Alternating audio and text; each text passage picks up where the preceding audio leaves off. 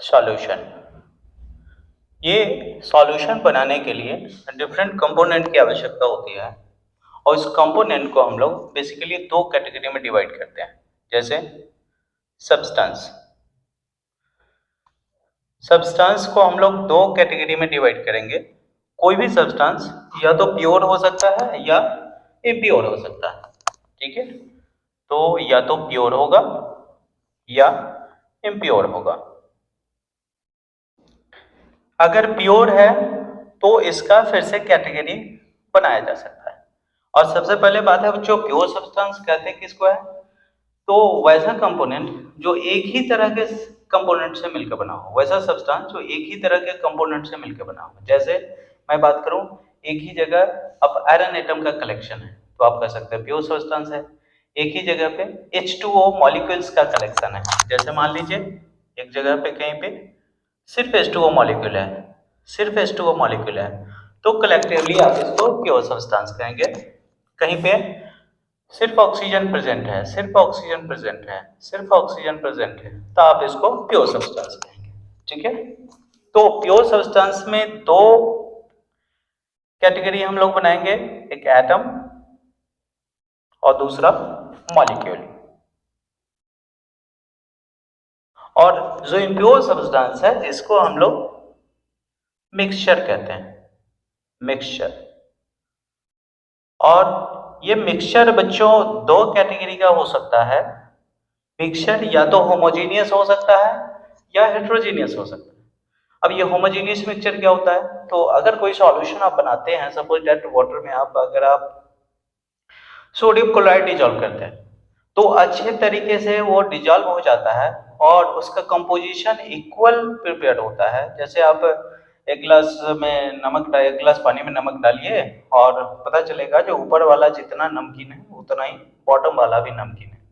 तो sodium chloride का जो डिस्ट्रीब्यूशन होता है पूरे पूरे वाटर के अंदर इक्वली हो जाता है।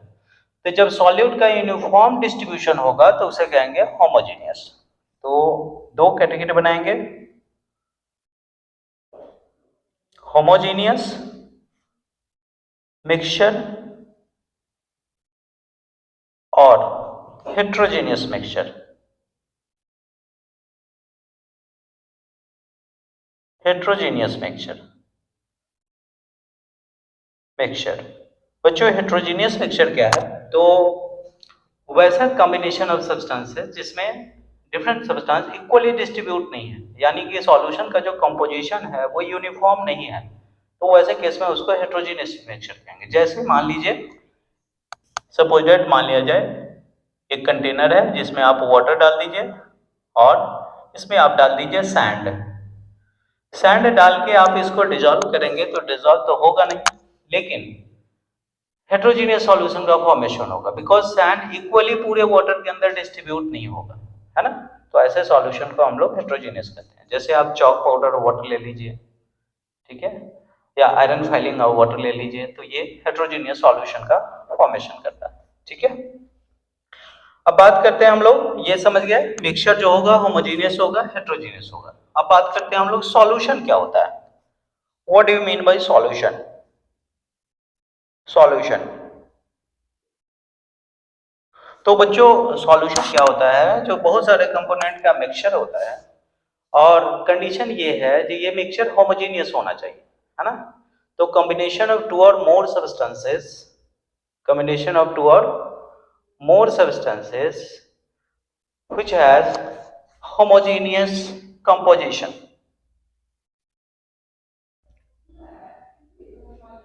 The homogeneous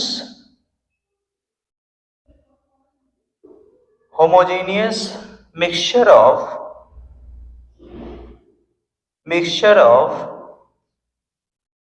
two or more substances,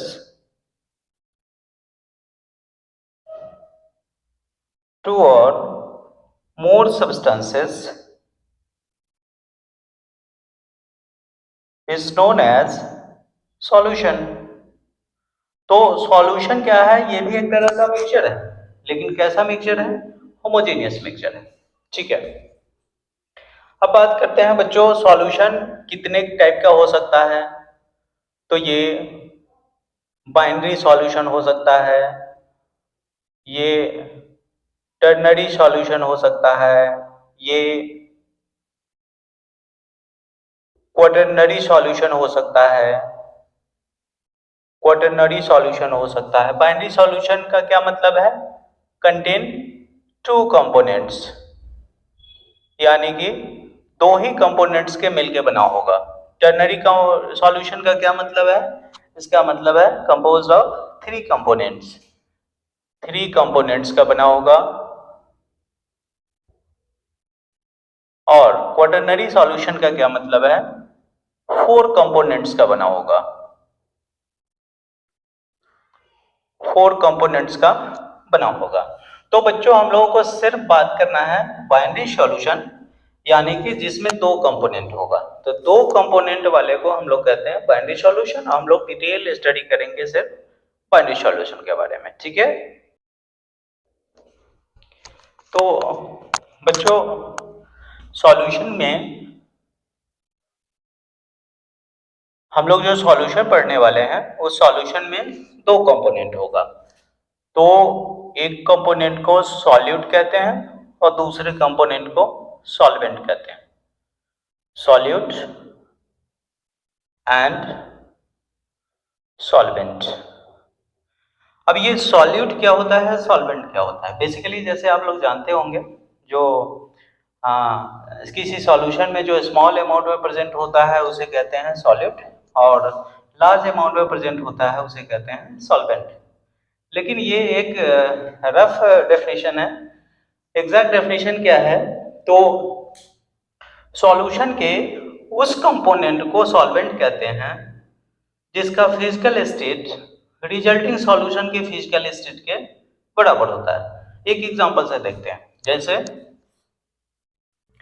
मान लिया जाए एक कंटेनर है और इसमें है वाटर, और इसमें डाल दिया मैंने NaCl, और उसके बाद ये बन गया एक सॉल्यूशन। बच्चों मैं आपसे पूछूं इस सॉल्यूशन का फिजिकल स्टेट क्या होगा, तो आप कहोगे इसका फिजिकल स्टेट होगा लिक्विड, है ना। तो फिजिकल स्टेट अगर लिक्विड है रिजल्टिंग सॉल्यूशन का, तो जिस कंपोनेंट का फिजिकल स्टेट लिक्विड रहा होगा उसे सॉल्वेंट कहेंगे। तो यहाँ पे H2O जो होगा पहले से लिक्विड था और रिजल्टिंग सॉल्यूशन भी लिक्विड बना, इसलिए वाटर यहाँ पे सॉल्वेंट कहलाएगा और NaCl सॉल्यूट कहलाएगा, ठीक है। और वैसे आप लार्ज अमाउंट वाले को सॉल्वेंट और स्मॉल अमाउंट वाले को सॉल्यूट कह सकते हैं, that is not an issue. चलिए सॉल्यूट का डेफिनेशन हम लोग बनाते हैं। सॉल्यूट होता क्या है? द कंपोनेंट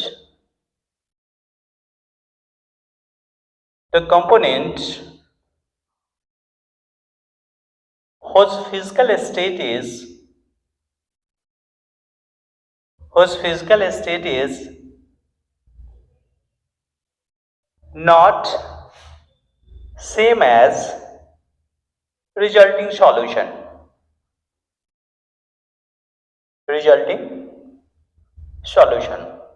किसी सॉल्यूशन का वैसा कंपोनेंट जिसका फिजिकल स्टेट रिजल्टिंग सॉल्यूशन के फिजिकल स्टेट के इक्वल ना हो।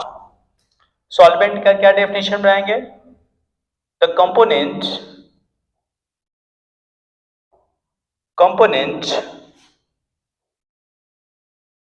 whose physical state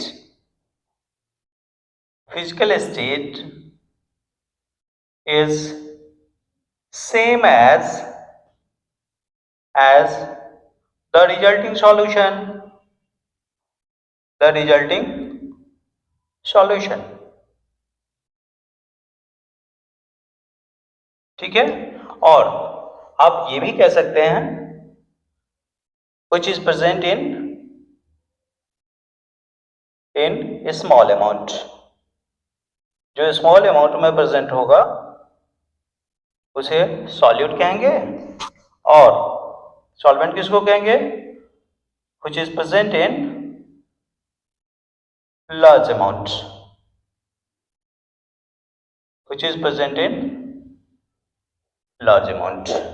ठीक है। चलिए ये बात हम लोग समझ गए, सॉल्यूट किसको कहते हैं, सॉल्वेंट किसको कहते हैं। अब हम लोग बात करते हैं टाइप्स ऑफ सॉल्यूशन, कितने टाइप का सॉल्यूशन हो सकता है। टाइप ऑफ सॉल्यूशन, हेडिंग देंगे टाइप्स ऑफ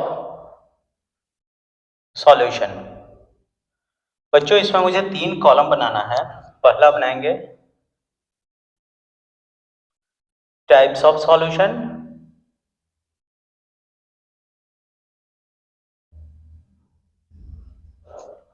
दूसरा सॉल्वेंट और third example.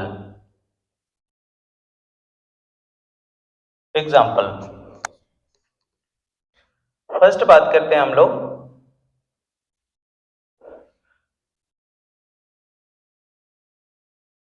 Gaseous solution.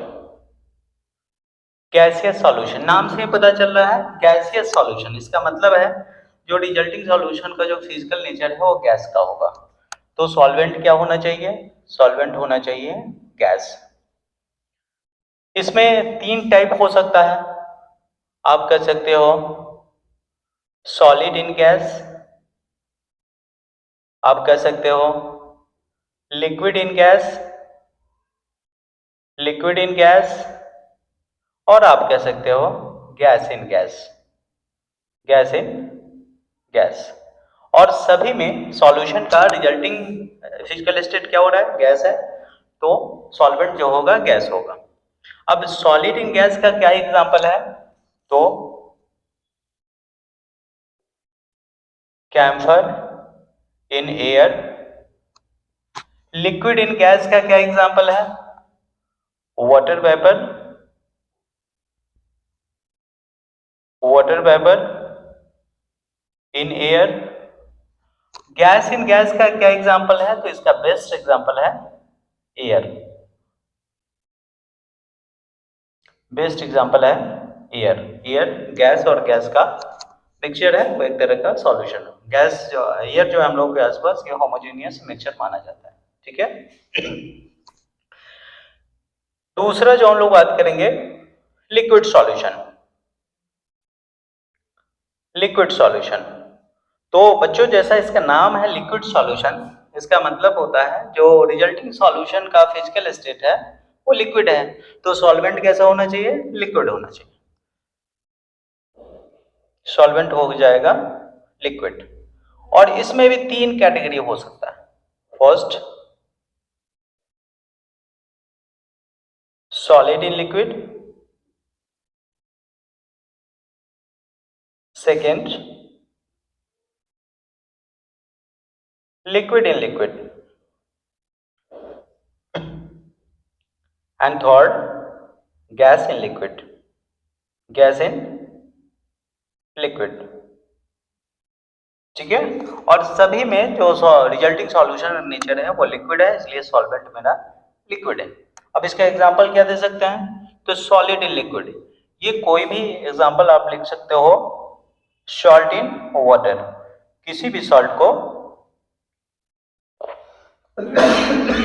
Sorry किसी भी सॉल्ट को वाटर में डिजोल्व करेंगे तो सॉलिड इन लिक्विड सॉल्यूशन बनेगा।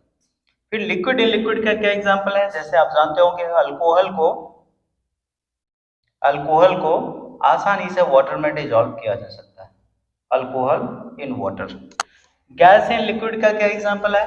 तो एरेटेड ड्रिंक, जो आप लोग आजकल हम लोग कोल्ड ड्रिंक्स वगैरह पीते हैं तो उसमें एक्चुअली गैस मिक्स होता है, तो आप लिख सकते हो इसका example aerated drink, aerated drink. Third जो टाइप है बच्चों ये है सॉलिड सॉल्यूशन।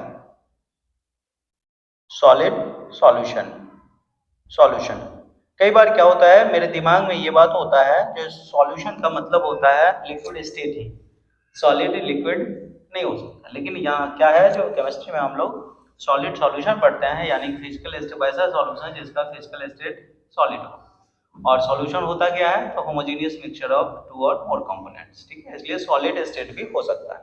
सॉलिड सॉल्यूशन की बात करें तो इसमें सॉल्वेंट क्या होगा? क्योंकि फिजिकल स्टेट सॉल्यूशन का सॉलिड है, इसलिए सॉल्वेंट जो होगा ये सॉलिड ही होगा। बच्चों इसका 3 एग्जांपल आप दे सकते हो।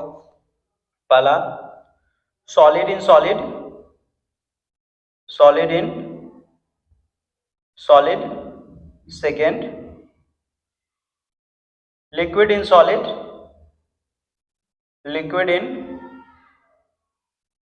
Solid, and third gas in solid, gas in solid. Solid in solid का क्या एग्जांपल है बच्चों, जानते होंगे आप, ब्रास।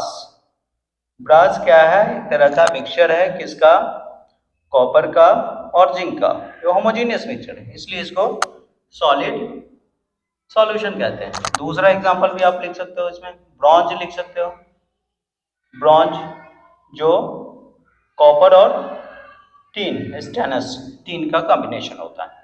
फिर लिक्विड इन सॉलिड, यानी कि सॉलिड में लिक्विड का मिक्स होना, तो मरकरी को आसानी से गोल्ड में मिक्स किया जा सकता है, ठीक है, तो mercury in gold. Third example आपका गैस इन गैस, इसका एग्जांपल क्या दे सकते हो, तो बच्चों याद रखना है, हाइड्रोजन H2 गैस को आसानी से पैलेडियम मेटल में अब्जॉर्ब किया जा सकता है, पैलेडियम मेटल के द्वारा अब्जॉर्ब किया जा सकता है, हाइड्रोजन गैस प्लस पैलेडियम, ठीक है।